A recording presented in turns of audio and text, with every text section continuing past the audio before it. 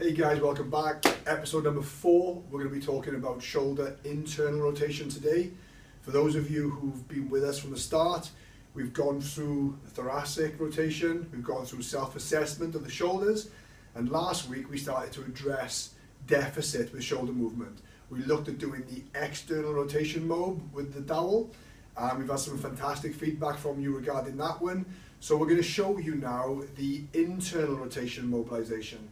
This is critical for any gym-based athletes who's transitioning from this front rack to overhead position, or for any of our overhead athlete populations, particularly things like swimming athletes, where we need to be able to fully extend the shoulder to get right up to the top position and create force in a good position, organized position. So internal rotation seems to relate enormously to this capacity, so we're going to go through that today. I'm going to show you a couple of my favorite ways of improving somebody's joint mobility into internal rotation and improving that concurrent capacity in that movement. So I have a victim with me today, a friend of mine volunteered just so I can demonstrate a couple of techniques on, so we're going to go through those now. So for this one, what you're going to do is you're going to get yourself down onto the floor and you're going to set yourself up in a position very much like this. Knees are bent, knees are equally distant apart, and like we've been advocating for the rest of the videos, the back is going to remain flat on the floor. You're going to be actively squeezing the bum and the tummy together and squashing down the lower back into the floor, eliminating a lumbar curve for the purpose of this test and for this exercise. In this position, what we're going to get your patient, or what we're going to get you to do, is we're going to get you to place the back of your hand under the small of your back, just like this. Now in this position, what we're going to find with a lot of you is the shoulder is going to want to pop up towards the ceiling in this position. Your job during this exercise is to consciously try and pull the shoulder down towards the floor.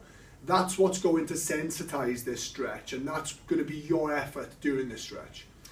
In terms of the elbow, we can start in this position. We can just actively start by having you draw your shoulder down towards the floor and away from the ear in this position. Now already for some of you, this will feel like a tight position to be into. Those of you who have nothing from this, you're going to elevate the elbow position.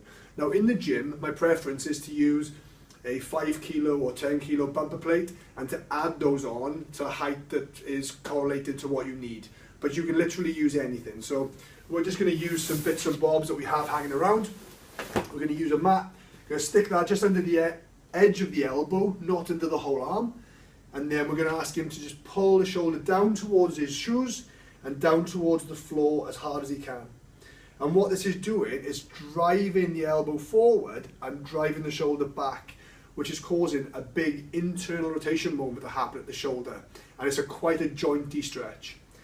Those of you that need to, of course, all you would do is you'd layer in height on the elbow. You'd put another plate on, you'd get the elbow nice and high, you'd suck that shoulder down towards your shoes, and then you'd go down towards the floor, drawing those shoulder blades back.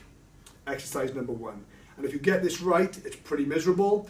You can even have a friend that you trust put an extra bit of pressure on the front of your shoulder, and that really intensifies this stretch. But you don't need that, you can do it on your own. This is version number 1 that we like very much. Version number 2 is in standing, so we'll show you that one next. So jump up for me a second. So for this one, what we're going to do is we're going to get you set up onto what would be a squat rack in the gym or something immovable. We're going to get you to use one of the bigger monster bands in the gym or you have available to you. And we're going to hook this right over the front of the shoulder joint. It's going to have to pass over the joint line of the joint, so it's going to have to be quite far in on the shoulder. That's really important. You'll also notice that the direction of the band is actually pulling Nicky's shoulder down towards the floor and back towards the wall. It's not going to be parallel, it's going to be down on an angle. That's critical for this because we're going to be drawing that shoulder back into that position. He's going to put his hand in the same position behind his back, and exactly the same messages now are really important. He's going to squeeze his bum and his tummy together nice and tight.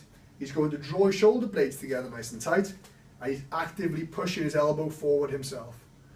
And you're going to drive. And what he's going to find is, it's going to get pretty uncomfortable. He's going to want to let the whole shoulder come forward with him. We're going to be prompting him to keep that back. His face changes when that happens, and that's what you'll see. For those of you that need a bit of extra stimulus for this to work well, what we're going to get you to use is another band, or it can be an Olympic ring, or a strap, or anything at all. You're going to hook that over the elbow. He's going to grab it quite low down, Nick, on this, so you've got a lot of tension. He's going to draw his shoulders together. He's going to pull his elbow forward. And he's going to find that pretty uncomfortable whilst maintaining his tummy and his bum together. And he's going to hold until the misery subsides, okay? It's going to take as long as it takes. Some people, this will take 5 or 10 seconds. Others may have to hang out in this position for a little while, upwards of a minute, maybe sometimes. Relax off for a sec. What we find with these two techniques is that immediately our test-retest on the wall improves significantly, and patients report that having mobilized the joint first, there tends to be a big concurrent improvement with their ability to function overhead. As usual, guys, try both of these out. Let us know what your comments and your thoughts are, and we'll catch you soon.